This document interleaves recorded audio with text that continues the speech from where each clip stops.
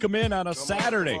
It's College Sports Weekly right here on the Wisconsin Sports Network, powered by Potawatomi Sportsbook. Don't forget, you can hit us up on the Nicolay Law talk and text line at 414-677-1250. Don Wojczulis along with the professor, Dan Underberg. Brandon Snide sitting in today. Brandon, thanks for coming in. And Dan, it only took us 1 week and ran Charlie out, man. I'm telling you. Charlie already? You're done? 1 week?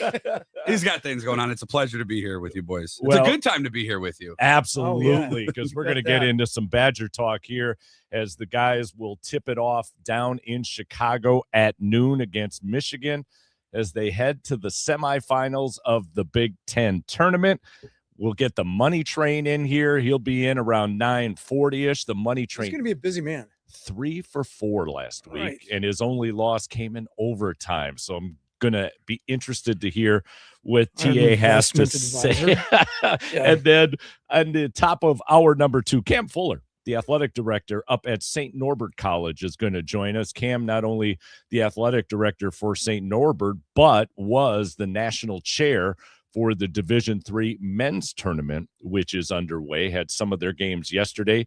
The University of Wisconsin lacrosse on the men's side will play later today. I think it's around 6 is when they'll tip things off. The women won last night, so they move into the Elite 8. So again, 13 teams from the state of Wisconsin enter the Division III tournament. We still have a few remaining, and we'll get into that in a little bit. But we must start with what's taking place to the south of us in Chicago in the midst of the Big Ten tournament.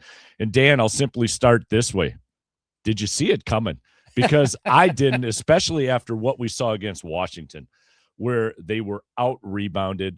They were a team that was far better on paper than what was being put on the floor by the Washington Huskies. And yet, in tournament play, you never know how things are going to go, and you saw the Huskies battle back, and make it a ball game down the stretch. And I guess it was a great way for the Badgers in hindsight to get back on the floor, get their legs back underneath them against that Husky team, because then again, what we saw yesterday against the Fighting Illini, wow, what a great comeback in the second half to survive, advance, and now get ready to take on Michigan, which will tip off at noon. So we can say right now, Dan, we're the pregame to the pregame going into the semifinal matchup today down in Chicago. So I look at that Washington game earlier in the week, and the one thing that kind of stood out to me early on is that they could get up 10, maybe up to 11, but they couldn't put their neck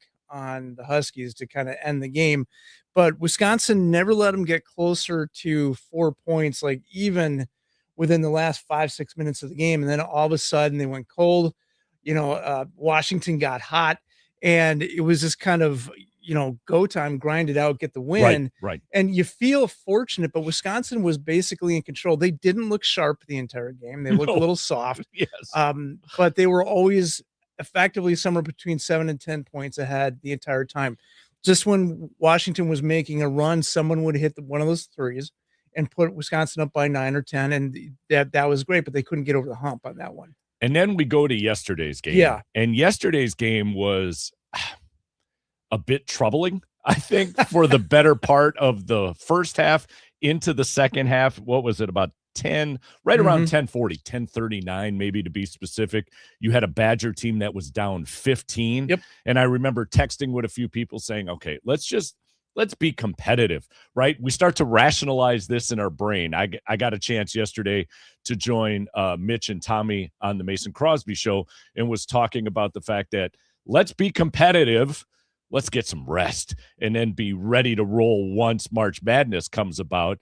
And then you got to that 15-point deficit, and I'm thinking, okay, maybe we've talked this into existence. Let's get it within single digits. Let's exit stage left, get our rest, get our recovery, and then all of a sudden it was like the light switch turned on. And I'll say it this way, Dan, I saw a team that stopped settling for shots, quick shots, from beyond the arc and started moving the ball laterally, started driving to the basket, and then suddenly everything flipped. That momentum piece that we continually talk about slid towards the Badgers. But to me, it started with attacking the rim. There were too many times I thought that we were dribbling down, boom, take a three, boom, take a three, absolutely, without moving the ball whatsoever. And then once the guys started sucking the defense in with the dribble penetration, now kicking it out, you're creating space for much better looks. And when they got those looks, for the most part, they were able to drain those shots. Well, to be fair to Wisconsin, I think that's a big part of their game, where if you have the open three, you take the three. That's, the analytics tell you to take that shot and put that in there. But sometimes, I mean, even looking at the stats yesterday, the threes aren't falling. They're just not, I think Wisconsin was 29%, 24%, something like that. It was not a solid shooting game from outside the arc on that particular game. But I think what I take out of that is I've always known Wisconsin has the ability, especially since January, to make these comebacks. They've done it before. Right.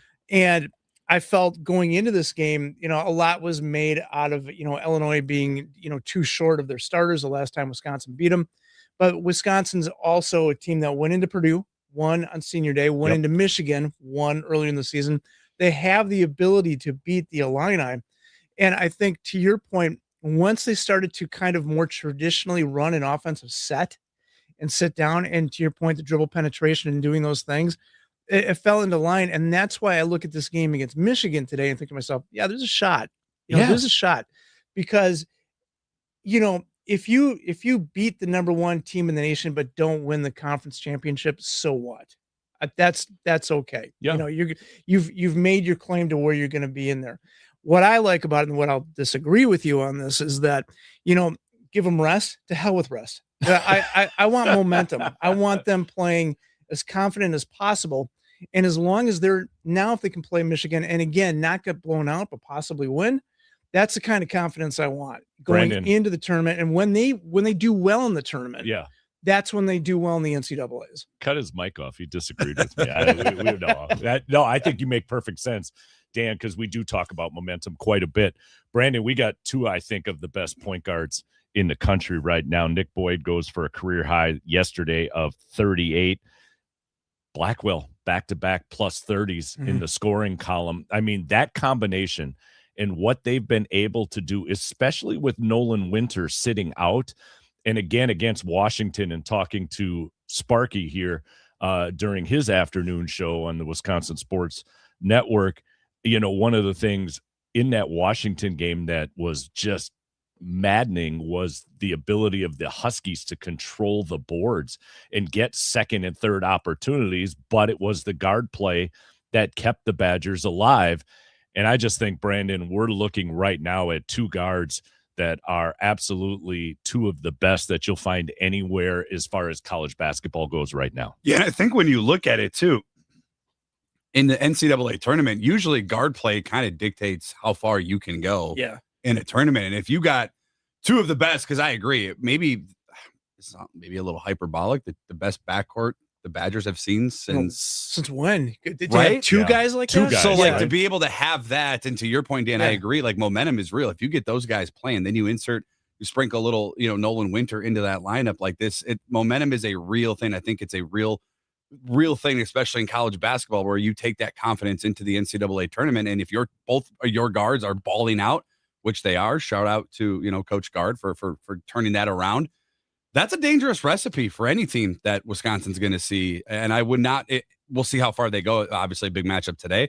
I think they've exceeded my expectations so far, but had everything else from here on out as cherry on top. But, when you have those guys healthy and they're playing with confidence and they're playing with real confidence and having a lot of fun, like that's a dangerous recipe. I would not want to see the Wisconsin Badgers in March. Yeah, no, I completely agree. And looking yesterday too, with the way things started, and this team now lives from beyond the arc. It's just what we've become. And it's, I think, difficult as Badger fans sometimes to embrace and wrap your arms around, because we've always been this gritty, we slow things down, we grind things out, we work it into the low post, and we let the big guys do their work. I mean, my goodness, Brian Butch, who does the color commentary on the Badger radio network. That's where he made his name, right? Get to the low block, do the dirty work, and do what you got to do on the boards on the other side of the floor. Now it's about coming down and just making sure that you find a wide open as best you can look from beyond the arc. And it takes a little bit of adjustment. So when you get Rapp coming down early and missing some shots, you could hear some angst in the United Center for people that were wearing the red and white. But again, when you got guys who shoot from the perimeter like that, you shoot until it falls, right? Because once you get one to go, then suddenly the hoop starts to get a little bit bigger. Now, I'll take all of that. What I want to see, though, especially against Michigan, is to start the way we finished against the Illini, which is get to the hoop first. Get a couple of twos, get the idea of having that Michigan defense have to kind of compact the lane a little bit and then drive and kick. Because I'm telling you yesterday, from my vantage point and my limitations as far as the X's and O's go, but listening to others whose opinions I respect much more, that drive and kick, which allowed the Badgers to get much better looks, was kind of the stepping stone in their comeback yesterday to erase that 15-point deficit, get it to overtime, and make their way to the semifinals. I think today you're going to see Michigan really focus on defense, and it sounds like oversimplification, but even this morning when I was looking at some of the things on media, the Michigan team was acknowledging the difficulty and the power that Wisconsin has in the guards and putting that in. And so you can expect some really tight man-to-man early, trying to set a tone, because they're not going to want to allow those two guys, to get hot and make that happen. I think one thing that's been kind of being lost in the Illinois game is, and I get it because of the way, Boyd and Blackwell performed. I understand that. But I think the message was received by our forwards after the Washington game. If you look at that, 40 minutes for Velasquez, 39 minutes for Rapp, combined to come together with 18 rebounds. I think you talked about doing the dirty work and, kind of being stout underneath.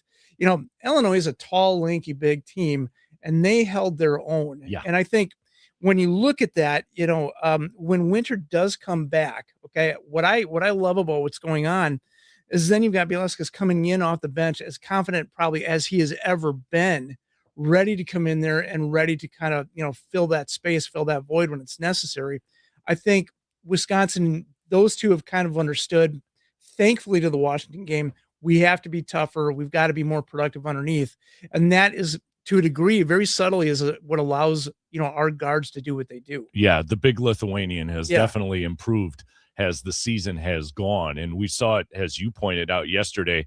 And Brandon, to Dan's point, message received, they out-rebounded the Illini by 37-36, but it was a 12-point deficit, I'll call it, in rebounding against Washington that really allowed the Huskies to keep it close. Again, on paper, a team that shouldn't keep it close against the Badgers, and they're really going to need that today against a much better, I think, post-playing team in the Michigan Wolverines. So, Brandon, I think it's incredibly important for the guys to be able to log some minutes and do the dirty work again down in the low post. I think this is good, too, for a couple different reasons. Like, we talk about momentum. We talk about, pushing yourself. This is real competition. So right. To your point, I kind of see where both of you are going. I lean more towards Dan. I'm sorry. Now I know. I got no one to turn the microphone but like, off. Now. I want You're running the whole damn show yourself. It's like Team USA in the World Baseball Classic last night. Not a pretty win, a gritty win. I want to see this Badger team kind of get pushed before the tournament, because the last thing you want is, okay, you play good Friday afternoon, you lose a close game. Okay, you have Saturday, you see where you're at on Sunday, you have all week to prepare, and then things kind of move at a turtle pace. I would rather see them get pushed a little bit so that come March, come that first day, that second day, that next weekend, that there is a little bit of not only confidence, but there's a little bit of battle tested throughout, like the Big Ten's battle, enough as it is the regular season. But now you've now given yourself a bit of a confident boost going into the biggest time of the year. And I think that's important because we haven't seen that. It's to Dan's point, we haven't seen the Badgers be able to play well into the March tournament because They just haven't been able. They were not successful in the league tournament, the Big Ten tournament. So I think it's important for them to play well. Obviously, you want to win. Who cares about rest? I'm with Dan on that, and get some confidence going and tell yourselves. I think they know, but now you're playing with confidence, and now you know you can do it. That's a dangerous recipe into the first weekend of the NCAA tournament. And this idea, guys, of playing well in March, I think supersedes anything we're seeing at the Big Ten tournament. I think for me, the ability today to play in the semifinals, if whatever willing, we get a chance to play for a Big Ten tournament championship, all good. But it's going to be all about March. It's going to be all about on Sunday where we figure out where it is we're playing, who it is we're going to play, and how that proceeds through the first weekend.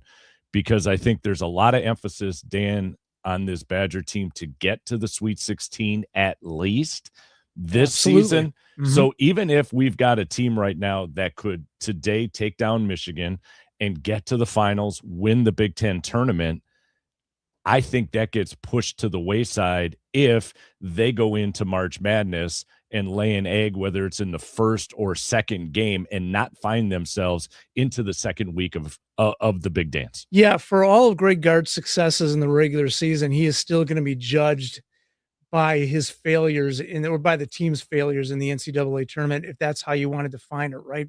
And for a lot of fans, that the idea is that, you haven't accomplished anything until you get into the Sweet 16, which I can see both sides of the argument on that one, because ultimately it's about what you do in March that you are judged for. But yeah, he has been a very successful Big Ten coach in terms of his career and his regular season, but he's going to be judged on that. And I think there's going to be a little bit of pressure, and I think the program feels that. So that you kind of move into where they are right now. I think they want to continue to kind of, I obviously they want to win the whole thing, but I'll go back to, that's they play on Sunday. You know what? Worst case scenario, they get 4 days off. They can rest and they can do that. And I think this team is just right now, it feels a lot, I hate to say this, it feels a lot like 2014, 2015. Not that we have a Kaminsky and not that we have that, but there is more energy and more juice in the Badgers right now than I've seen in a long time going into March, where as a fan, you feel confident in terms of what they can do. The old lyric that says you don't know what you had till it's gone. Right. Insert Nolan Winter. I mean, we've been a bit critical with Nolan Winter sometimes, especially when he's under the basket and you're 7 foot whatever, and you refuse to dunk the basketball. For guys like us, especially me, who has a vertical leap that trips over a dime, I want guys who are that size to be able to dunk a basketball willingly and effortlessly, continuously, angrily, just put all the LY words there and run with it.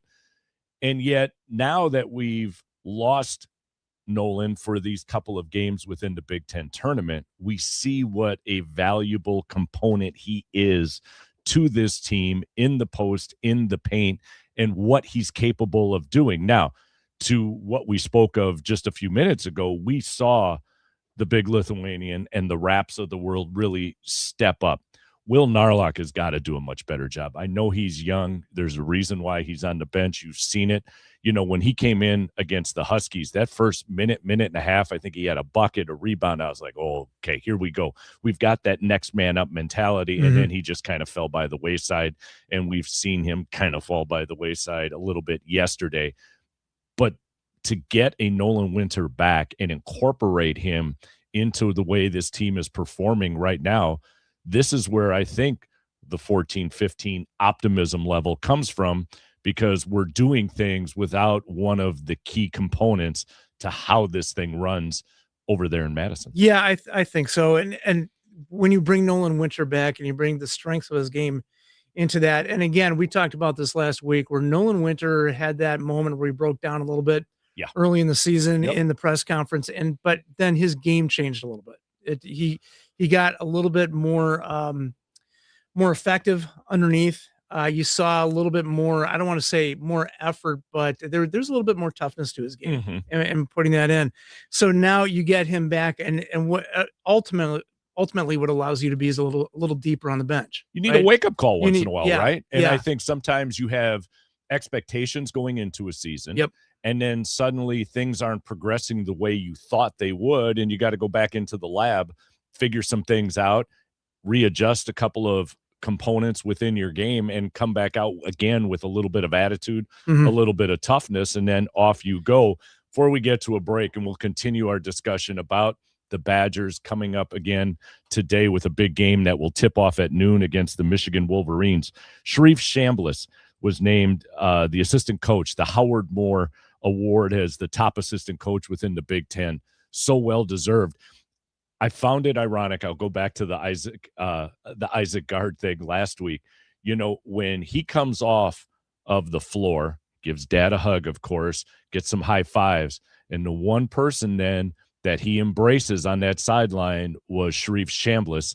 And I thought, boy, if that makes a statement about an assistant coach, it's right there for the coaches, the head coach's kid, to not only embrace, in this case, Dad, but that's the one assistant coach I'm going to.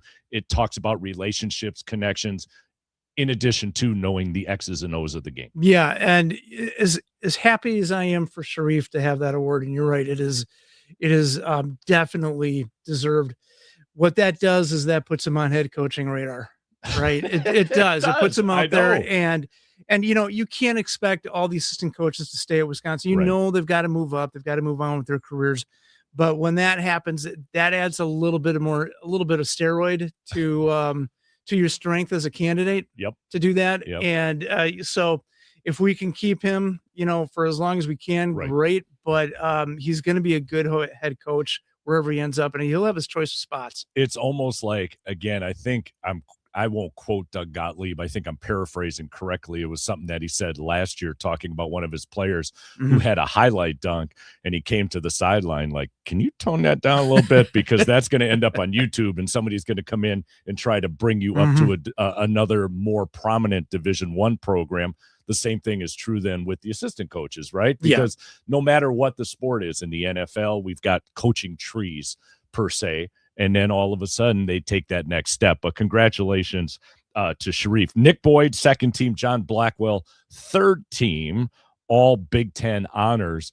I wonder if not getting first team maybe put a little chip on their shoulder in the midst of this tournament as they're making this run to kind of make a statement and say, okay, second and third team, great. There's only 15 guys out of all of the teams and all of the players that get selected for that honor. That's true. But you want to pass us up on a little first team action? Okay, watch what we do. I think for Boyd, my opinion is that he plays with a chip on his shoulder every game. He plays simply to win. And do that. And if the chip's a little bit bigger, fine. I'm good with that. I think where you see the chip is with John Blackwell. He came in with the intention, especially after last year, kind of dipping his toes in the NBA a little bit, find out where he might land and what he needs to do. And you know, coming out and saying, I'm going to be a leader on this team. And he's played good basketball. He's played complimentary basketball. He's done everything that you've wanted him to do. But right now, Nick Boyd has kind of been the man of the hour. Absolutely. You know, and done that. So for, I think, Blackwell, I think it's gotta hurt a little bit that you really believe you are one of the top 2, top 3 guards in the league, and arguably he definitely is. And then to find out your third team, I think I don't mind that he's playing with a chip on his shoulder for this tournament and for the next one. I think he wants to prove to the world that there was a mistake, that he belongs at least up there with Boyd. Let's get to a break. On the other side of the break, we'll talk about Marquette, whose season came to an end. We'll get into some Division III stuff. CBS has the tip today for that Badger Michigan game. Little Bill Rafferty, little onions. Perfect. We get some onions on the broadcast today. It's College Sports Weekly, live from the Wisconsin Sports Radio Network studios, powered by the Potawatomi Sportsbook.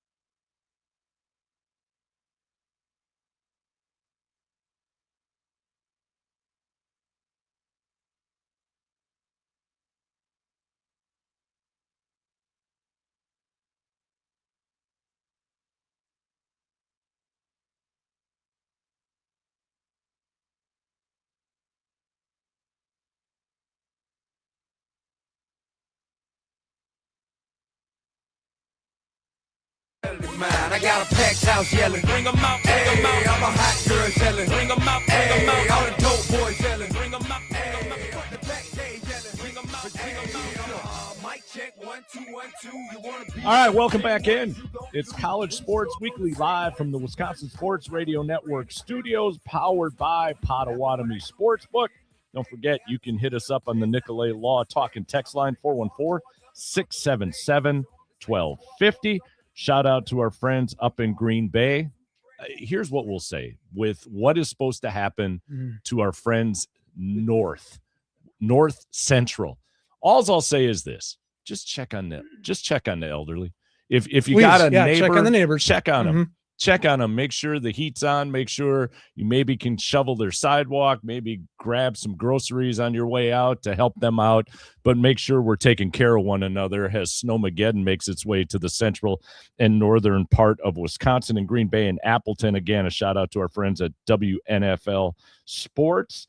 Shout out in Wausau at 93.9 The Game, Duluth Superior at 710 The Game, and of course everybody here in southeastern Wisconsin in the Milwaukee area at 1250 AM, 105.7 FM. The Fan. Marquette. Yeah, you got to. I'm sorry, I gotta take. I gotta take a deep breath because coming off of last week, sure, the discussion we had prior to the Marquette-UConn game, I think, was somewhat of what I was saying going into the Wisconsin-Illinois game. Be competitive. Last home game, a little bit of momentum. You're playing against potentially a number one seed in the tournament. And then Marquette went ahead in that final home game and shocked the world, like Muhammad Ali once prolifically proclaimed, and take down what was at the time a for sure number one seed. That's created a little bit of chaos now when it comes to where they'll land once we get to Sunday in the tournament. And you thought, okay, maybe a little bit of momentum going into the Big East tournament. Going to win the Big East tournament? No, but maybe a first game win. And then to have things go the way they did at Madison Square Garden, I think is got by many accounts now Shaka Smart rethinking the transfer portal and how he's going to put together that team next season, not to completely, let's say, blow it up and start over, but the importance of like what a Greg Gard does is adding a couple of pieces, knowing, especially with the culture that you're building, putting players in play who fit what it is you're trying to do, and then giving you an opportunity to have some success and make a run like the Badgers are doing on the Big Ten side of things. Yeah, I think, it's the game against Xavier was their season collectively in a nutshell. Yes. Start slow and fat. You've seen Marquette struggle early in the season and kind of find their footing in the end, and they'd have that back and forth of win one, lose one, look wonderful, look horrible kind of a thing. And that is kind of, if there's a thumbprint for a young team, that was Marquette. That's what they did. I think what Shaka Smart's going to have to figure out is how deep he wants to go into the portal. And I think for Shaka Smart, culture is key for him. He wants to find people that can fit the mold for Marquette, fit the mold for his style of coaching, fit what it is they want to accomplish in terms of their offensive and defensive sets. But he wants someone that's going to step in, kind of what you see at Wisconsin and kind of bring that in. But for me, the week was not a loss. When you have Nigel James Jr. come out right away and say, I'm sticking around. And after being named Big East Freshman of the Year, I mean, that says a lot about the program, even though from a one-loss perspective, it wasn't what I think a lot of Marquette fans, were anticipating going into the year. But talk about, to your point, I'm sorry to interrupt you, Dan, but then again, you disagreed with me earlier, so I'm going to go ahead and interrupt you. Look at how this goes. All right. but just so I know how we're playing. Yeah, that's fine. That's okay. So, but it propels them, right, as far as what Shaka Smart is doing. It's a great selling point should they go into the portal. I think it's a fantastic selling point because I think if you were looking for guards and you're considering Marquette, then all of a sudden the Big East Player of the Year pops up, or the Big East Freshman of the Year, pops up, you're probably not looking at Marquette as strongly. Whereas if you're a big and you could play with someone like James Jr., then that might be a little bit more appealing. And let's look at Shaka Smart too. This is only his second losing season ever. So you've got a team that is conceivably on the rise. You've got a program that is the program at their university. Generally speaking, prior to NIL, Marquette was easily top 5 in terms of what they would spend on the program. Mm-hmm. So you're walking into an established program there. You're kind of in a world-class facility. You're in the Big East. I think it's got to be an attractive option when you are entering the portal and considering your options. I'm glad to see some flexibility.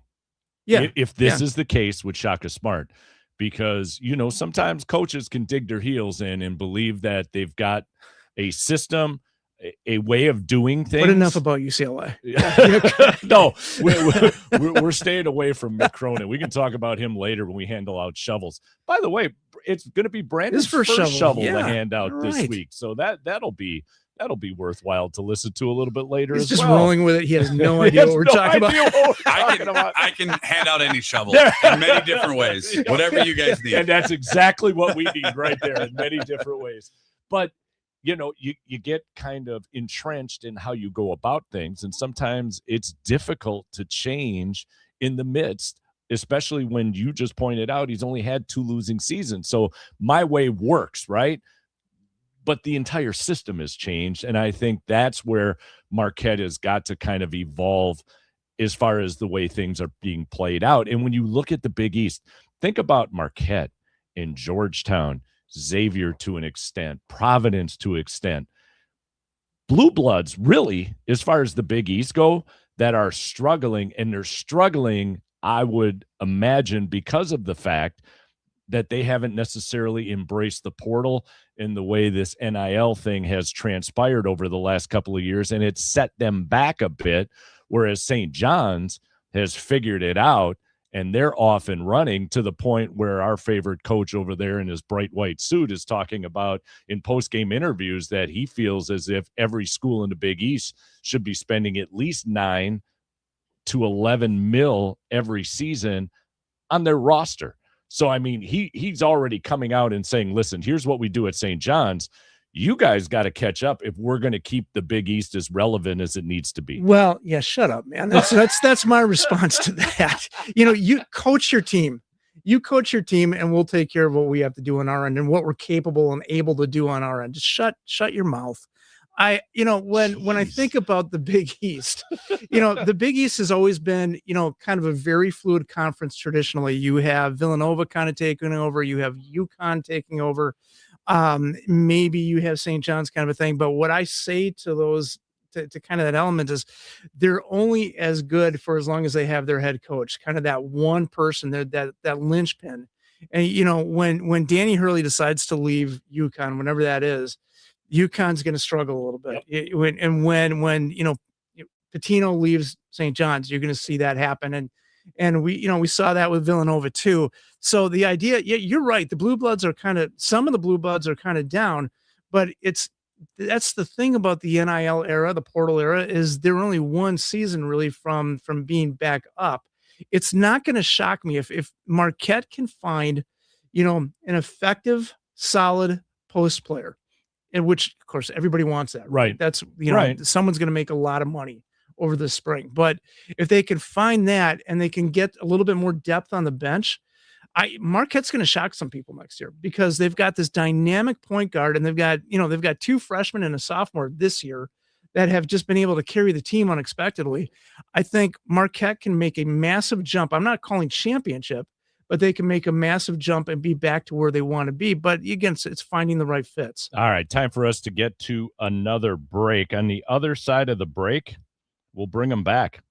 The Money Train's going to join us. The Money Train who went 3 for 4 last week. We'll see what TA has to offer us as far as heading down to Potawatomi and putting a little something there. He's working overtime right now. And then we'll get to some headlines as we wrap up our number 1. Cam Fuller, AD at St. Norbert, and the national chair at the Division III level for the men's basketball tournament, slated to join us at the top of the next hour. It's College Sports Weekly, live from the Wisconsin Sports Radio Network studios, powered by the Potawatomi Sportsbook.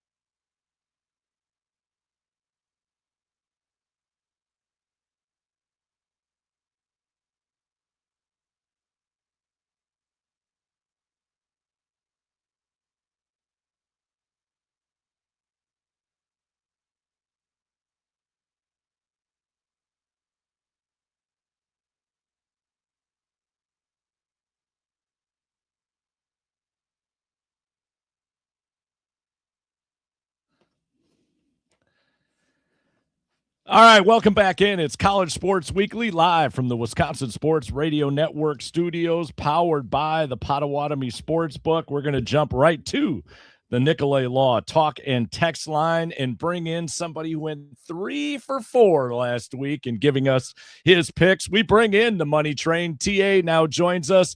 Good morning, boss. Good morning, gentlemen. How are you? We're doing fantastic. Nice week last week as far as the picks went. If a certain team doesn't go into overtime, maybe we're sitting at 4 for 4, but 3 for 4 is pretty doggone good. So let's start with our picks this week. What say you for number 1? All right, the first game out, I like Wisconsin plus the 12.5. Wow. Nice. Take it further. Why? Why do I like it? Yeah. Because they're playing with some heart right now. Watching those games, they'll go down by 13, they'll go down by 14, 15. Next thing you know, the game's tied. There's no quit. I've been enjoying this tournament so much just watching Wisconsin. That's awesome. 12.5 seems like a lot after what we've saw the last 2 days, but we like Wisconsin plus the 12.5. Pick number 2, sir. All right, Purdue and UCLA at 2:30. I don't know if you're going to be down there again, Don, but you've had some really good games to watch.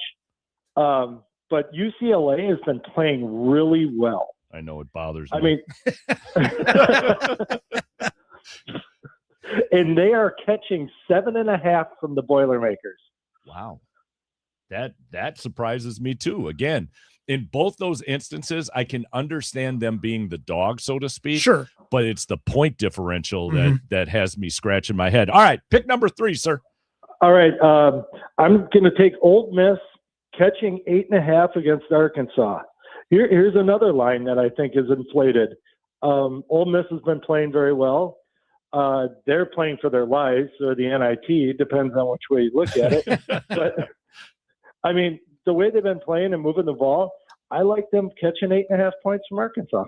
All of a sudden, AJ Storr, his name is starting to pop up once again at the national level. Yep. AJ waits till the very end and then decides to turn it on, and now he's got Ole Miss playing for a potential conference championship. All right, bonus time, sir. All right, St. John's and UConn. This is going to be a great game. This line has been kind of moving this morning. When I first looked at it, UConn was down or given 2.5. Now they're giving 3.5. I think St. John's is Danny Hurley's going to get out coached today, and I think St. John's wins outright. That's a tough one to not pick St. John's. The fact that it's at Madison Square Garden, right? The home court, the whole 9 yards. So if I'm not mistaken here, sir, we got 4 dogs going into today, and they're inflated dogs. So I say it's a 4-teamer day. Let's go. Let's go 4 for 4 on this Saturday. T, thank you so much. Have a great day. Gentlemen, we'll talk to you soon. All right. That's the Money Train joining us on the Nicolay Law Talk and Text line. Brandon, how about some headlines, please? It's a hot news hit for your radio. It's the headlines. Tell the headlines. Read all about it, headlines. All right, Daniel. So let's get to some headlines here. First of all, we talked a little bit about Nigel James Jr. Announcing that he's coming back and what that means for Marquette. But we had another Wisconsinite make some news. J.R. Blunt went to Dominican High School. He's now going to be the new HC out at San Diego. He's going to replace Steve Lavin. Yeah. Now, if you remember, those out there, Steve Lavin, UCLA, ESPN, the hair, the whole 9 yards. Honest to goodness, when I read that, if we would have played Alive or Dead, I would have went, I don't know. It's been a hot minute since I've heard Steve Lavin being mentioned. But congratulations to J.R. Blunt in getting that head coaching position. I think sometimes we underestimate the potential and what we have going on here in the state of Wisconsin as far as coaches and players and all of the things in and around basketball itself. But to see a guy come from the state now get that head coaching opportunity, going to wish him nothing but success. Yeah, I hope he can find a way to be comfortable out in San Diego. Especially with what we're getting ready to deal with, right? So, but enjoy that. Yeah, absolutely. And then locally, we'll say it that way, at UW Eau Claire, Tanya England, who has been the women's head coach for 26 years, has decided to retire. Mhm.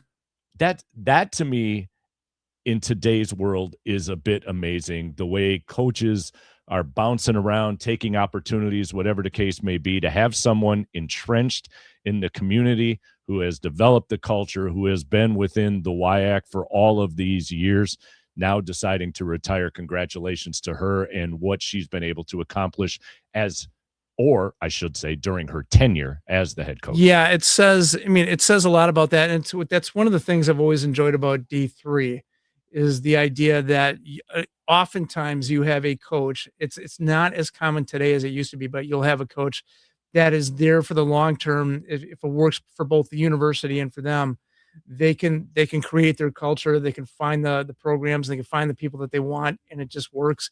And like you said, you become kind of a vested member of the community. And also, you work someplace for 26 years, you've earned the right to retire. Absolutely. It's time. So congratulations. Enjoy that, coach. A couple of things real quick as we make our way to the top of the hour. We're going to talk about this a little bit earlier, but we just kind of ran out of time. The women at the Division III level, we've got two teams now who are getting ready to play today for a chance at the Final Four. They're in the Elite Eight as UW La Crosse wins yesterday. We're focused, I think, on this rebounding thing. And Sean Cassidy, who's the head coach at Concordia University of Wisconsin, is the one who kind of turned me on to this, because when you're doing play-by-play, like I do for some of the Division III games here in southeastern Wisconsin, or you're at halftime of what we saw yesterday with the Badgers and Illinois, I'm always asking, like, as a coach, what's the first thing, one of the first things you look at when you're walking into the locker room? And Coach Cassidy had told me that one of the first things he always does is looks at the rebounding line, because he'll say, I hope I'm paraphrasing correctly, 9 times out of 10, you win rebounding, you win the game. That's like one of those key stats. And when I look at La Crosse yesterday, they out rebounded by 20, 49-29 en route to their victory. UW Oshkosh also gets the win yesterday. UW La Crosse on the men's side will play today. They're stringing that out a little bit because they want to take it all the way to Indianapolis and have that big hoopla that we're going to have down there with the Final Four Division II, Division III championships, as well as the Division I championship. So we're not getting that Friday-Saturday matchup, as the men will take the court, today to play for a chance at the Elite Eight. And the women will take the court hoping to get to the Final Four. Yeah, again, we've talked about the strength of basketball in the state of Wisconsin, and you're seeing that come to play here. And we've never seen a weekend like this where they run the table, but the opportunity is there. So maybe this is it. Let's go. It's College Sports Weekly as we wrap up hour number 1. When we come back, Cam Fuller from St. Norbert will join us. We're powered by the Potawatomi Sportsbooks right here on the Wisconsin Sports Radio Network.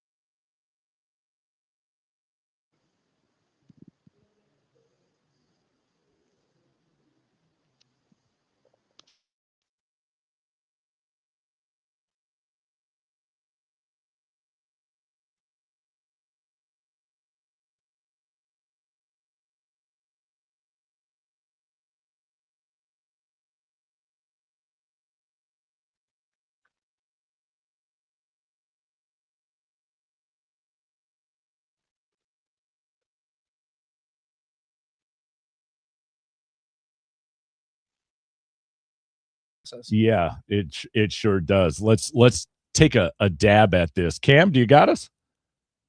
Hey, how are you guys? Hey, There cool. we go. Now we've got everything working. All it takes is 2 empty cans and a string, and we get this thing.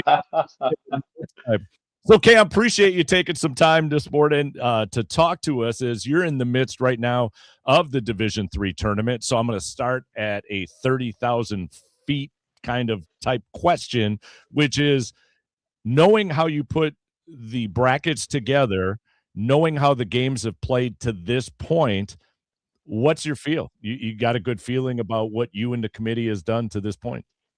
It's been a really fun tournament thus far. I mean, 14 of the top 16 teams in the NPI advanced to the Sweet 16, which is going on yesterday and today.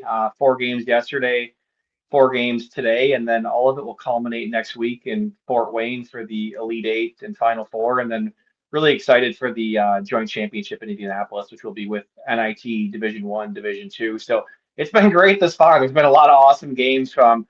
I think there's one Wisconsin team remaining, Wisconsin lacrosse, who plays today. But yeah, been a really entertaining tournament thus far. Kim, I think a lot of people, when they get to this time of year, there's just an assumption, a discussion about the committee. There's just kind of a nebulous term. Like, it's kind of like saying they, right? Can you take us, for the uninformed? Hello. How is this committee put together? How is it formed? What type of people, what type of positions do you want in there? And how long does it take before you have a committee ready to go and start working on the process of creating the tournament? Yeah, good question. So we have 10 committee members, and we all make up different regions of the country. So we have 10 members from, Green Bay, Wisconsin, where I am, all the way down to the southern part of the country, all the way out west. I think what makes Division III really unique, though, is that it's not just administrators like maybe in Division I. So we have head coaches, we have conference commissioners, we have athletic directors, we have a deputy athletic director. So I think our number is 6 administrators and 4 coaches. So I think that makes it really unique in that when we're in the room talking, we can get the coach perspective, we can get the conference commissioner's perspective, we can get the athletic director perspective. I spent almost 10 years at Division I, and the committees I was on, it was always administrator based. So I've enjoyed that about Division III, is that our coaches are much more engaged in the national landscape when it comes to committee work. So, Cam, one of the things at the Division III level that we've talked about on our show, and obviously forwards and backwards, is using this NPI approach, which is an analytic approach in order to put the brackets together. Immediately, in essence, who's in and who's out. I got to believe that system, though sometimes people may scratch their heads a little bit about the what ifs, and you're going to get what ifs whether you use it completely or partially, whatever the case may be, in knowing for some of the teams at the Division III level going into their conference tournaments to understand, I got to win this thing to get in, or maybe vice versa, that, if we don't win it, our NPI ranking is such where we know we're going to find ourselves into the big dance. I think, to me, that storyline is as good as anything we're going to get on Sunday, with a bunch of people sitting around a table eating chicken wings and figuring out who the 68 are. NPI has made it very transparent in the process because, to your point, you know exactly where you stand at any moment in time. So I think that's been, even as a committee, we spent more time this year building mock brackets, building potential scenarios, building potential situations, because we knew what the numbers were. This is my 4th year on the committee, and my first 2 years, we'd spend an hour or two talking about 2 teams and how do we in some ways break that 2 team, and then make sure when we're talking about the 62nd team and the 61st team in the country, we're doing it the same way. Now the NPI has provided us the data, so we know who the teams are going to be. We know who those at-larges are going to be. And then I think for the teams, to your point, they go into the conference tournament knowing, hey, either we can get into a top 16 situation, or maybe we can host that first weekend, or it's, hey, we're right on that bubble. We're the 20th best at large team. We got to make sure we win our conference tournament, otherwise we might get left out of the dance. So I think that's what's made it, really, I think for the fan and for the teams, really intuitive, because you know exactly where you stand at any point in time. for a lot of people that watch college basketball, and I'm going to again try to draw a comparison. A lot of the argument in D1 is kind of strength of schedule and the strength of the conferences. Where does that fit within NPI and how the committee selects in D3? And I ask because, a lot of what Don and I talk about over the course of a basketball season reflects on, WIAC and their teams, and they're in the strength of that conference. So when we were originally talking about how we thought this is going to turn out in 2026 for this tournament, I don't think either one of us was expecting 4 men's teams to get in from that particular conference. But we've always talked about the strength of that conference. So where does strength of conference, where does strength of schedule play within NPI? So this is our second year of NPI, and one thing that I think we've really tried to do, when I call it the human element, meaning when we were all in a room picking the teams, and then we use the human element to build the NPI dials. But one thing that we've always really tried to do in Division III men's basketball is reward tough competition and reward tough competition away from home. And I think we've done that. I think if you look at our dials, and if you look at a team like St. Thomas, Texas, who just punched their ticket to Fort Wayne yesterday, they played some Midwest schools. They got out of Texas and they played some really tough competition. So when teams do that, they're going to get rewarded. And it was interesting, as I've been on the road at NCAA games, I've had coaches corner me to say, "Hey, how should I schedule next year?" Because I'm trying to build. And this is also, it's important to note that, because this summer, committees for the first time in the 2 years can tweak the dials. So, I think as a committee, though, we're really pleased with where the dials have been at, which is really rewarding strong play, really rewarding strong competition. And I think, the one thing that men's basketball has done really well is we see teams playing more national schedules. So we have a lot more cross-pollination than maybe some other sports, meaning when you look at the dials, some sports, there's not a whole lot of East-West play. In basketball, there's a whole lot of East-West-South play. So what that means is the data is just better because you have more games that are being played cross-pollinated throughout all of Division III. And that's something that I think the men's basketball, for many years has really tried to reward is play tough teams. And if you win those games, you're going to get rewarded. Cam Fuller joining us on the Nicolay Law Talk and Text line. Cam is the AD up at St. Norbert College in Green Bay and also the national chair for the men's Division III tournament. Cam, I gotta believe one of the hardest things to do, even with NPI, I think simplifying the process, if I may be so bold in saying it that way, is trying to figure out where to put teams, because at the Division III level, it's not like the Division I level where drive them to the airport in a coach bus, put them on a chartered plane, and ship them wherever. There has to be a regionality to these things. So can you explain to everyone as concisely as possible, because I'm sure it's more intricate than where I want that explanation to go, as far as how you put teams in various brackets because of travel restrictions based upon NCAA rules? Yeah, great question. One of the first exercises we did going into selection weekend is we built the perfect bracket. Meaning, if you take the S curve, you have 64 teams in the bracket. I think we were at 28 flights.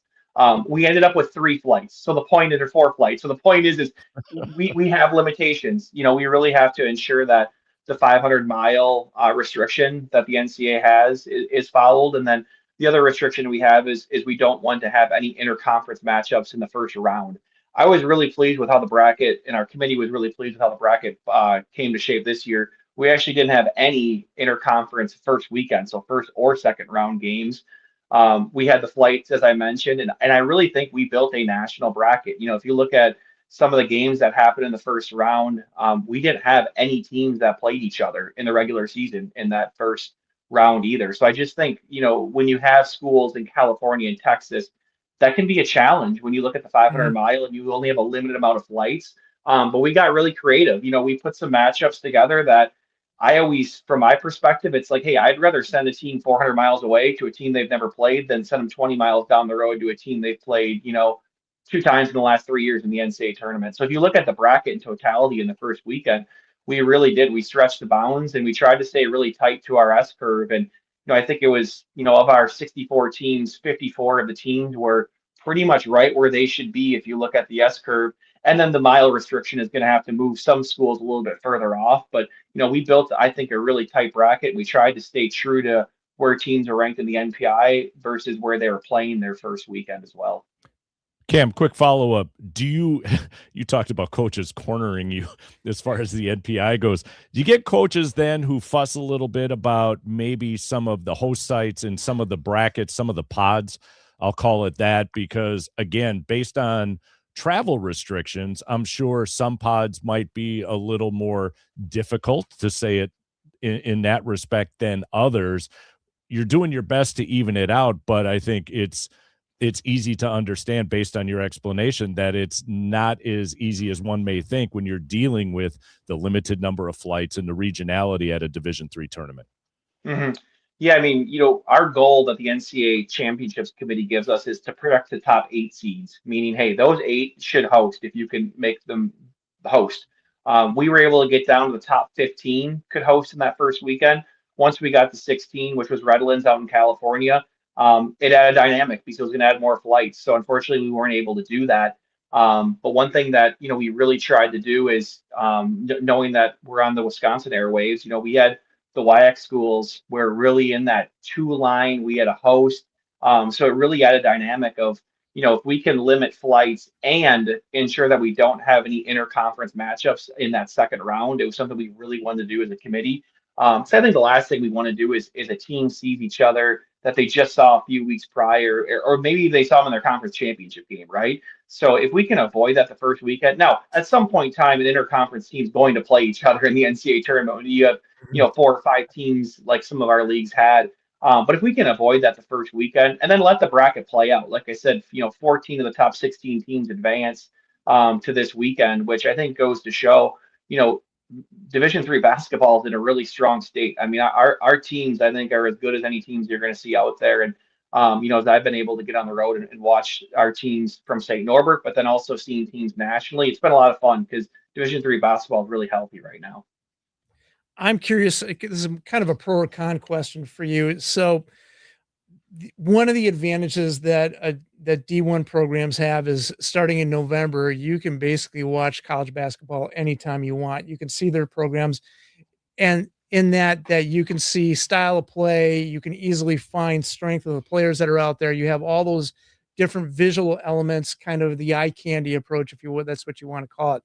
Obviously, much more difficult for D3 programs to get that attention on media, but that allows you maybe a more quantitative approach and a more transparent approach, like you said earlier, to who's going to be in that committee, or sorry, not the committee, but who's going to be in the tournament. Do you think I'm sure every D3 program would love to see more media attention, but in terms of making your selections, is it better or worse for you to not have maybe the media outlets that D1 has? I think that's one thing that Division Three's done a really good job of is, gosh, we can find a stream of every game now. If it was 10 years ago, it was probably a little bit more difficult, or maybe it was a one camera with no announcer. I mean, now it's like, gosh, you look at some of the streams and they're just as good as an ESPN Plus broadcast. So I give, the Division Three a lot of credit in terms of how do we, to your point, maximize the product and then show people the product, right? And then there's a lot of really good Division Three specific resources out there that are covering D3 basketball. I think of guys like yourself that are covering college sports and including Division Three in the mix. I mean, that's huge because in some cases Division Three basketball might be the best kept secret. But I think when people go to the games, they see, oh my goodness, this is really good basketball. And I even think at St. Norbert College, I mean, it's not uncommon for us to have a couple news stations at a Wednesday men's basketball game or a Thursday women's basketball game. So I do think depending on the market you're in and depending where you're at, I think it's obviously going to be a little bit richer than others.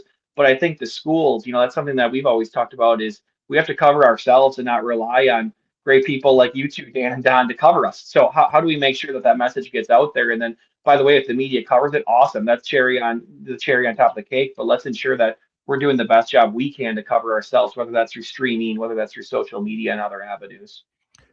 Cam, the world of college athletics is spinning every day. It's just so fluid with NIL and the transfer portal to the point where I know many people are even getting tired of hearing about it and all the things that are taking place. But last year we had the president from St. Francis on after they decided to go from Division I down to Division III.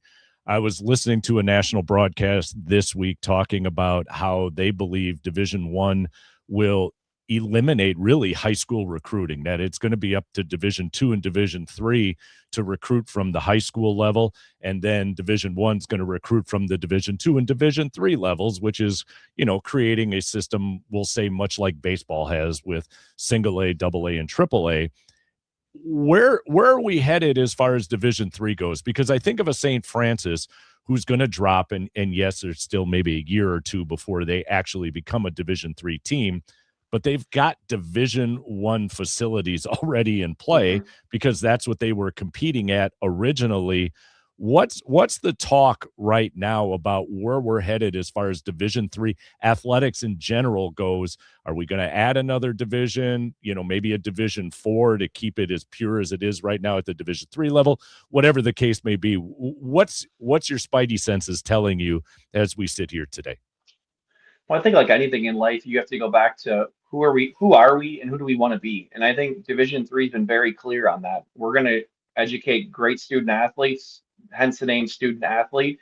And we're going to ensure that they get a meaningful degree at the end of their journey, whether that's in 4 years, or I think of at St. Norbert, we have individuals that are getting their master's degree in 5 years. So, that's something that we talk a lot about. I'll put my St. Norbert hat on, less my NCAA and men's basketball committee hat on. But from a St. Norbert standpoint, we really talk about 4 pillars, which is we're gonna succeed in the classroom, we're gonna succeed in competition, we're gonna give you a great student athlete experience, and we're gonna engage you in the community as best possible. Now, if that means after a year or two, you're like, wow, I have this unbelievable opportunity to go get NIL money at a Division I school, hey, that's great. I mean, if that's what's best for you, that's what's best for your family. We can't fault the young man or young woman from doing that. But I think for us, it's really, we have to stay focused on who we are and who we want to be. And I think Division III has been very clear on that. Let's educate our student athletes and let's get a meaningful degree for them when they graduate.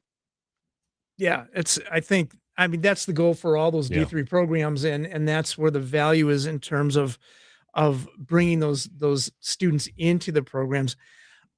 I'm curious right now, and I don't want to put you in a rough spot, but so feel free to divert this question. Obviously it seems from your comments right now that you're pretty happy with the way the process is going, the way the NPI has, supported the committee and made life a little bit easier for you. But obviously there are always ways that you'd like to improve the process and kind of make this always a way that's better for you, for the teams, for the tournament. If you could choose one thing to address right now, and I'm not saying it's bad, but maybe like, I wish we could tweak this a little bit more, what would that be?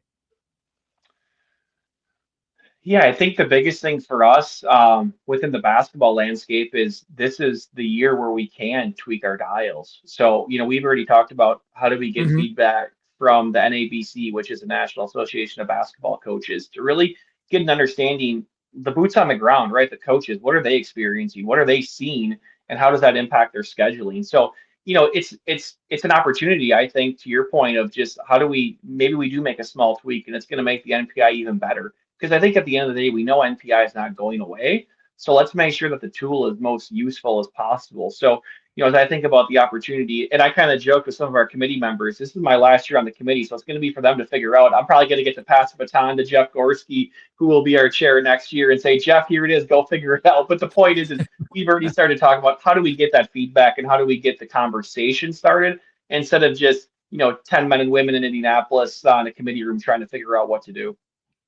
That's got to be a nice feeling, hey, to have that inbox and just go, there you go, sir. Yeah, this one's on you to figure out, to put it in the outbox. You kind of, Cam, last question here before we get to a break, and you kind of touched upon it. Are we going to see a point at the Division I level? I don't know about basketball at this point, but I think of, let's say, football with NPI, where we're constantly talking about the top 16, 14, 12, whatever they decide to land upon, where you could still have a Power 5 team in the top Power 5 team, according to NPI. I guess contractually we'll find a way to work Notre Dame in, and then everybody else. You go through that NPI list, and all is said and done. Are we going to get to that point, or will the talking heads at the national level, in essence, prevent it, because then it takes away the discussion, the rhetoric, the arguments on all of those shows that air each and every day throughout the week? How I've equated NPI to people that are not in the Division III world. I said it's kind of like the BCS. Like remember that back in the day where they had the computers in the absolutely. rankings. That's Mhm. kind of how I've explained it to people that maybe aren't as familiar. So it's almost like, Division I had that and they were like, this isn't good for us. I mean, do you remember those days of like, I remember growing up like Boise State, like, trying to figure out how they could break the computer model. So I don't know. It'll be interesting to see, Division I had that. They kind of went to the human element. Is there a happy medium? Like I think of, even Division I basketball. If you look, back in the day, it used to be the RPI, which I'm dating myself by even using that term. But now it's like six or seven metrics that the Division I men's basketball committee uses. So I think it's like anything in life. How do you use data to help, but maybe not use data as the only resource to make the decision. So that's where I've told people too. I mean, the NPI, there's a human element. We created the dials. It's not like it was just this random system that's popping out the teams. So yeah, to your question, Division I, I think those metrics are certainly being used, but then they're also kind of utilizing the human element to ensure as the process goes, if something looks a little funky, they can make a change. And to your point, maybe it builds a little bit of suspense as well for fans. Instead of just being able to log on NCAA.com and see, hey, who are the top 8 football teams right now? So I think some of it's probably building the suspense as well. Cam, appreciate you on a Saturday morning for jumping on and joining us. Great stuff and continued success throughout the Division III tournament. Don and Dan, great to see you guys. Thanks for the time. You bet. Absolutely. Cam Fuller joining us on the Nicolay Law Talk and Text line. We'll get to a break. Well, the heck with NPI. We get to argue about who we think is in and who we think is out. When we come back, and we'll discuss It's College Sports Weekly, live from the Wisconsin Sports Radio Network, powered by Potawatomi Sportsbook.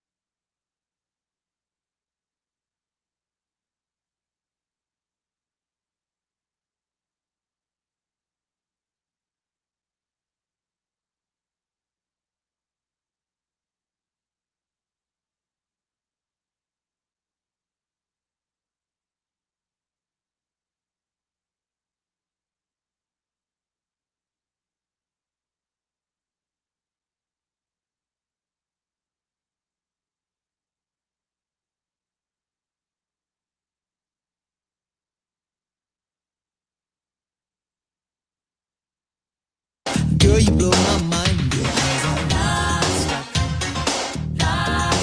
Said over you, oh. Everybody knows I am. Everybody. All right, welcome back in. It's College Sports Weekly live from the Wisconsin Sports Radio Network studios, powered by the Potawatomi Sportsbook as we make our way towards that noon tip-off. Can't wait. I didn't think I would be this excited for Saturday Big Ten semifinal basketball, especially after the way we saw the Badgers play on Thursday. I didn't think we'd get to this point, but I'll tell you, come high noon, glue yourself to the couch and let's get ready for some we'll hoops. see how the money train does today. Yeah, absolutely. He's got all dogs again. He's got Wisconsin, UCLA, Ole Miss, St. John, all catching points. So yeah, we'll see how TA does as things move forward.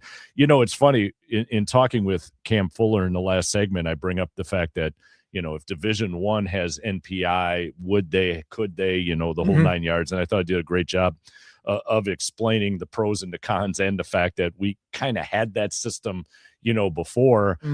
But if we did have the system, what we're about to talk about would be kind of null and void, wouldn't it? Oh, no, we'll still be complaining about things. Well, yeah. We'll still be. And that's the beauty, I think, sometimes of the big dance of March Madness is somebody's going to get left out, which to me is why stop talking about expanding the thing. I mean, we're already at 68. So 69, 70, 71, 72, they're all going to complain because they couldn't get in. When we had 64, 65, 66, everybody who's right at the door is going to complain no matter what. Yeah. Outside of coaches, guys, I'll just throw this back to both of you. How many conversations have you had with people who are not coaches or read about that said, yeah, we should expand the tournament? Thank you. I have not had one conversation with one person. Coaches, athletic directors, and conference presidents or conference leaders, however you want to. Right, because of the money. We want to bring that into play. Now, let's start this. Miami of Ohio lost in their conference tournament. Something to the bed. It's their one loss on the season. Are they in, Dan?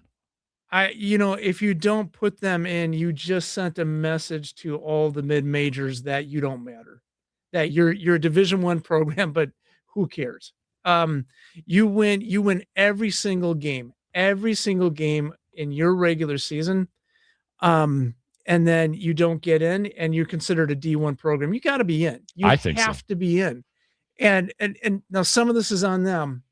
Okay. You go into your conference tournament and I get anything can happen, but the argument against them just got stronger because of the way they lost. I think the argument, may have gotten stronger, but I still think it's kind of weak because I agree with you. To your point, you're a Division I school playing the schedule that's been put in front of you, and you ran the table in the regular season. And going into the conference tournament, they weren't even the tournament favorites, which is mind-numbing at some point that you're not the tournament favorite, and yet you won the regular season and you were undefeated. So I agree. Brandon, do you put Miami of Ohio into the tournament as an at-large bid? I think you have to. I think the message, I think, is a good point because what are you sending to every other team that makes a run that they have? We're already in an era, too, where like NIL and the transfer portal are just dominating the headlines. Like those teams are already we're already treated as a springboard, but now you're not going to reward them during this era of college basketball, based on that one loss. Like I think it would be a very bad message to the mid-majors, right? To the wannabe Cinderellas where perfection is as something that they're all chasing, but it's not always achievable. And if you get to that point where you're right there and you don't reward them, you're already hurting them, in my opinion, with the NIL and transfer portal. Now you're really hurting them. And now if I'm a recruit, if I'm coming out of college and maybe I want to start at that level, right? Why would I want to if I have to go there and win every single game, or I don't have an opportunity to make a name for myself in the big dance? So I think you absolutely have to. It's crazy to me to think that we even have to have that discussion.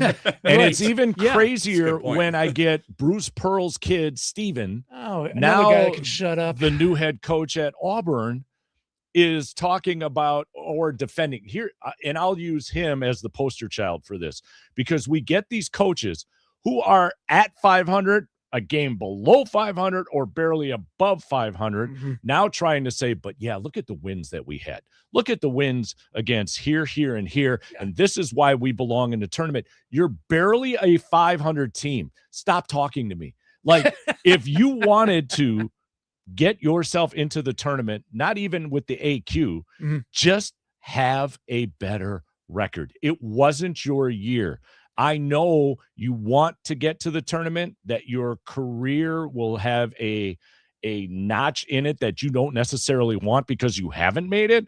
But stop standing in front of these podiums with 500 records proclaiming why it is you should be in the tournament, when now we're having an argument about a team that's lost one game out of 32. Hey, have lost one game, and we're wondering, you think they're going to get in, Professor? Yeah, it's and you want to defend your wins, defend your losses, man. Explain to me why you go ahead and preach on a Saturday. Explain to me Dan. why you lost 15 games or 16 games when you think you're so much better than like a Miami, Ohio, and doing that.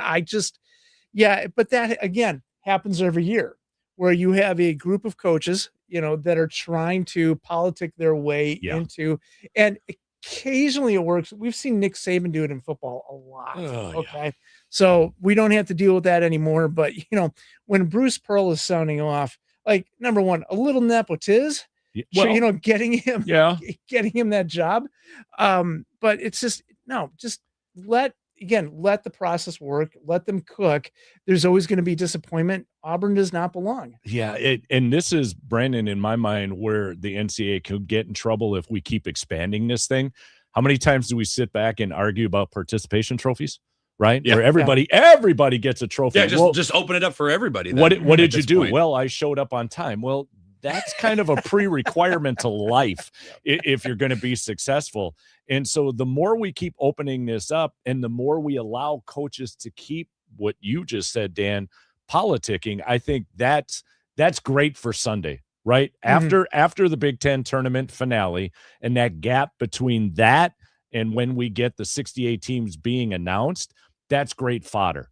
But other than that, it's more of a nuisance, I think, than anything else once we get into March Madness. You look at the Super Bowl, right? Like, everybody tunes in to watch the Super Bowl. Like, that's one of the bigger sports events of, in the entire world. And like, March Madness isn't far behind. Like, people take off work. They have the vacations. They travel down. They're following their teams. Hold on. They don't take off work. They're ill. They're ill, Brandon. So if, in case Sparky's listening, I think I'll be sick on Thursday. But like, why? What? Like, and I know money always gets brought into it. The NFL does it to themselves. So like, you're not competing with anybody. Why are you trying to change what's working? It's obviously one of the best sporting events in the entire sports sphere. Like, it is amazing. Like, again, if it's working, why do anything to push it away, or why do anything to kind of mess with it? I understand the money conversation in an era of all the NILs and the transfers and the Power Fives. And I get all of that, like them trying to grab that and the television rights and all that stuff. But man, it has been amazing up until this point. I see no reason why you have to mess with it at all. I understand, things evolve, and you do have to do some tweaks and little nuance changes. That's fine. But to keep expanding, to Brandon's point, I think, as we've talked about, Dan, it eradicates the relevance of the regular season, where I've even proposed that whoever wins the regular season should get the AQ. And then however the NCAA decides to roll it out, maybe certain conferences then still get an automatic qualifier. But I would put more relevance on the regular season, which draws more eyes to the television during that span, as opposed to the average fan waiting for March to come about. And that's really then where they begin to engage. So as we move forward. Don, for the record, yes, there's no room for rational in sports. Okay. All right. Let's just. All right. Let me just turn my mic off. And go home then. So we'll get rid of Continue. rational. No, that's quite all right. So give me your first four seeds as you think it stands right now. What do you think the committee will do in giving number one seeds? I'll give you mine right off the top. I'll take Duke, Michigan, even if they lose today against the I'm sorry. When they lose today against the Badgers, Arizona, and Florida. I really think UConn's loss to Marquette in that last regular season game eliminates them from a number 1 seed when all is said and done on Sunday? I have the same 4. I have the same 4 as kind of my top seeds looking at that. Always questions about kind of the momentum element of again, but I think a lot of times your first 4 seeds are dictated at the end of the regular season. Unless something goes horribly wrong, you pretty much know who's going to be in there. If you look at the 2 seeds, potential 2 seeds every now and again, you could look at a UConn, but Michigan State's been playing well. I don't know. Those for me, I think are actually pretty simple picks in the terms of the front 4. So yeah, I think as far as the front 4 goes, I think you could make an argument maybe for UConn and Florida somewhere in there, but I think Danny Manning exhausts people. I think, and I know you don't make picks on that. Yeah. But the loss, getting suspended, doing those things, I think UConn has been good. But they have not. Yeah, they had their moment in February where they were just cruising, and then they just kind of dialed it back a little bit. I think you have to put them at a 2. Yeah, one of the Hurley brothers will make an appearance when we hand out shovels.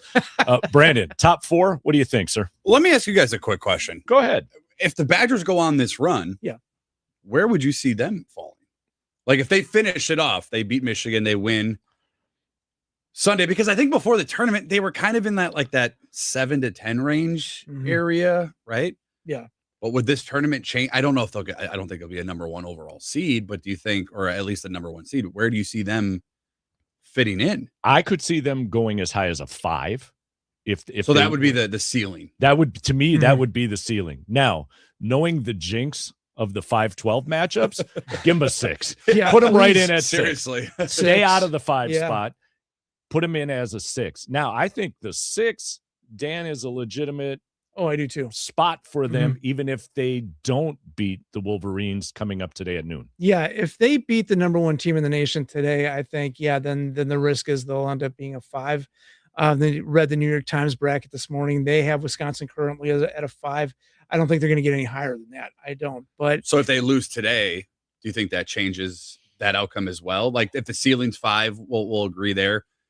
Does that? I mean, there's got to be something put into this little bit of a run that they've been on without Winter, right? Will the committee look at it like that? I don't know. I think they will, and I think a loss today, if they stay at a 5, if they lose today and stay there, is what I'm trying to spit out. I think it's got to be one of those 86-85 games or 86-84 games. That type of. It can't be a blowout. It can't be a blowout. Right. It's got to be a close one. If they win today, again, that might lock them in at a 5, but just the way the jinx has been in that 5-12 matchup, we were hoping they'd get out of that 8-9 slot, right? Because what ends up happening, you probably will play the number 1 seed in round number 2. Well, I think they've shown they're now out of that 8-9 slot. They were in a 7. I think they've bumped up to a 6, maybe get to just give me the 6. I think that would work out perfect. Yeah, well, right now, if you look at what the Times has, it would be Wisconsin and Akron. It doesn't matter though, because we keep throw that over to TA. What were we talking about before we got on the air today is how many teams have played, whether it's the Badgers or Marquette. I always go back to when Marquette, John Morant had his welcome party to the world against Marquette and just buried us. And I remember sitting there like, who is this kid? What is happening in front of me, kind of a deal. That's the part that always worries you about the tournament, right? Is that you think you're going in as a higher seed, you should dominate, much like a 5-12 matchup that we saw against the Huskies with the Wisconsin Badgers. And then you get a team that goes on a roll and makes life very interesting. Davidson comes to mind. Yeah, that one will always hurt. I love that's how we were reminiscing this morning in front of one of the biggest games of the year. And I think they'll do well today. But it always seems to happen to the Badgers. Man. And we said that maybe it's our year with that backcourt that we have in Madison, that maybe it's our year to stomp on some dreams and create some nightmares for some other schools that they've done to us. All right, let's get to the last break of the day as we make our way again to a semifinal matchup with the Wisconsin Badgers. When we come back, Brandon, you get to hand out a shovel, my friend, and we'll do so on the other side of this timeout. It's College Sports Weekly live from the Wisconsin Sports Radio Network studios, powered by the Potawatomi Sportsbook.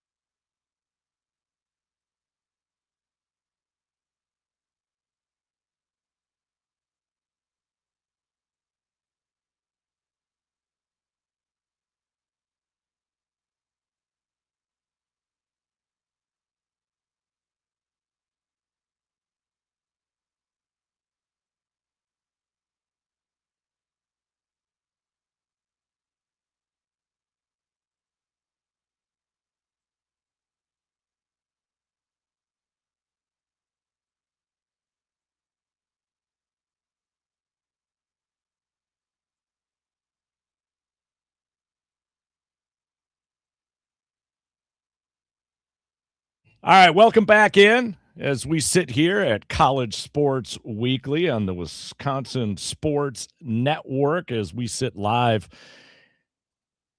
and in action in the Potawatomi Sportsbook Studios.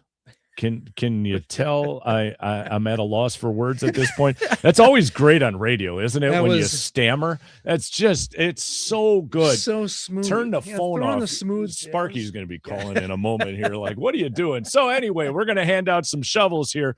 But Brendan, you came across something during the commercial, and this is, I think, what's got me rocked on my heels a little bit because it was something I didn't expect, and we're getting this from down in Chicago with regards to the semifinal game coming up. That's true. Tracy Wolfson of CBS Sports tweeting out a few hours ago, Nolan Winter, who has not played since March 4th with that ankle injury, has a chance to play today against Michigan. She also tweets that she was told they will reevaluate him this morning and make a decision, and we're nearing tip, and I don't see an update from her as of yet, so maybe that's good news. That hopefully is good news. Dan, initial reaction when Brendan read that to us earlier. Yeah, I was surprised. I just thought they'd put a lid on him for the remainder of the tournament. Yeah.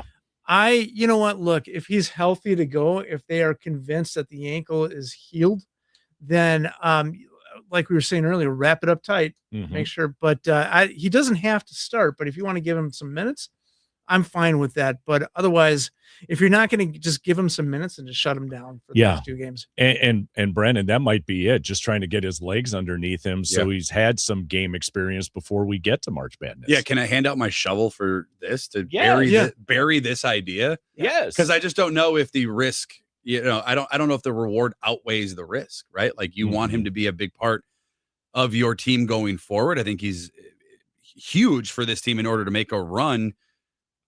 Again, you don't need to win the Big Ten tournament to move on, right? Like we know they're going to play in the big dance coming up. Like I would rather be at full strength and not have those question marks where, man, we kind of rushed him back a little bit too soon and he just wasn't ready, or he re-injured it and re-aggravated it. And now we're lost without him. And what message? Because the vibes and energy right now are great. Right. You know what I mean? Like the vibes are amazing and you don't want to do anything to that. So maybe I hand out a shovel to bury the idea of rushing Nolan Winter out there. Notice how he shovel and bury I don't think we've ever done that. I don't think that's We've ever been accomplished. I don't think that's ever been accomplished before. That was spectacular. Daniel, I'll let you hand out one, sir. Well, this is a different one because earlier this week, the Big Ten Conference put out an open letter to the NCAA, basically asking them to suspend any rules regarding tampering, et cetera, et cetera, et cetera. I get where they're coming from. The argument is the environment within college athletics has changed so much that these rules are no longer applicable, that you can't manage them, you can't enforce them, you can't. Okay, I get it. I do. But so basically you're just saying, tear the gates down and let people do what they want to do. Now, it's probably not that simple, but at the same time, if you're not going to come to the NCAA with a recommendation of how to approach this a little bit, the idea of allowing programs, coaches, whatever, to do whatever they want to do, we're already in the Wild West. You want to make it crazier? I understand the perspective, but there's got to be a little bit more thought than I just stop. I don't want you to do that. I think I have a problem with that. And so for me, I'll take it on the lighter side as we exit out of today's show.